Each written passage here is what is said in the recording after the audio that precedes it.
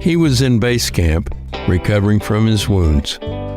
I had just landed in Vietnam, and I could tell he was not 100%. Time to reconnect. The Pass It On for Monday, May 1st, 2023. Brought to you by Pass 1 Hour Heating and Air. Here's Francis Pass. They call it convalescing.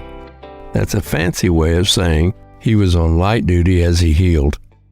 He had been in the unit's first heavy-duty ambush. He had lost some of his men.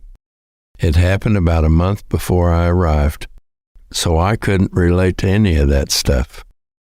Yet. His name is James Murray. James Murray from Minneapolis, Minnesota. I lost my Seiko watch to him playing euchre, which, by the way, he taught me how to play. He must have been highly regarded because he drove for the higher-ups. He started driving for his first platoon sergeant. Then he was reassigned to drive for a lieutenant, until a captain decided Murray should be his driver instead. Whatever the captain wants, the captain gets. Great drivers keep you out of trouble. Oftentimes, after driving over a log or a large boulder, the track would come off the vehicle. So you got to put the darn thing back on.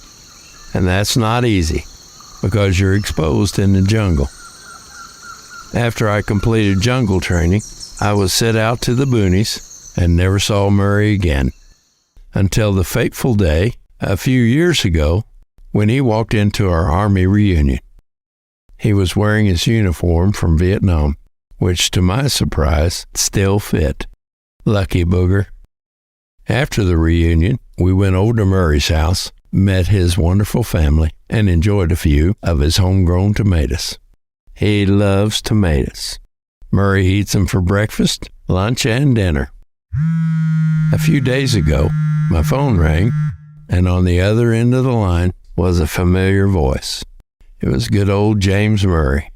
He said, "When I met you at base camp, I knew you were a guy not to mess with." Well, he did say it with more colorful language, but I won't repeat it. You get my drift. He talked about some of the guys we lost, and that feeling of helplessness that we both know all too well. One moment your buddies are there, and the next moment, well, you just don't know.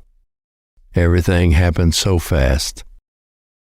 April 27th, 1968, the first sergeant told me to get my duffel bag and catch the chopper back to base camp. I was short time, so I knew I'd be leaving.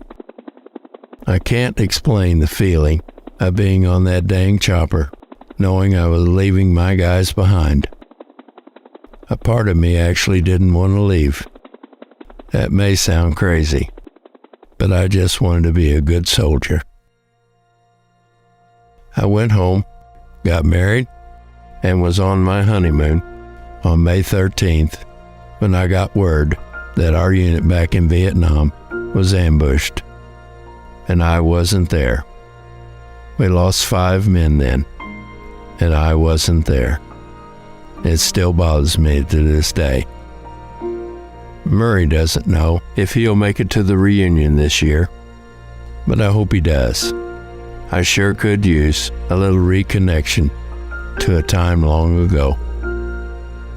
Be well, stay well. Thanks for listening. Francis Pass. P.S. I ended up buying that Seiko watch back for Murray.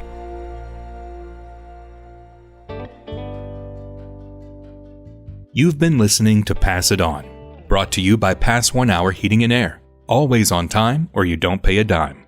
If someone passed this along to you, you can sign up to receive a new one each month in your email inbox by visiting passiton.email. That's passiton.email. For more information about our company, visit pass1hour.com or call 993-6471.